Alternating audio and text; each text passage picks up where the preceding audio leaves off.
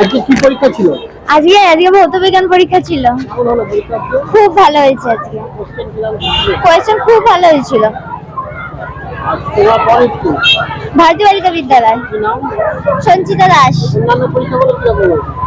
অন্যান্য পরীক্ষাগুলো খুব ভালো হয়েছিল, অঙ্কটা একটুখানি মোটামুটি হয়েছিল, কিন্তু আজকে পরীক্ষাটা খুব ভালো হয়েছে। জীবন বিজ্ঞান কালকে আছে। ওটা পরীক্ষা ছিল আজকে ভৌত বিজ্ঞান ছিল। মোটামুটি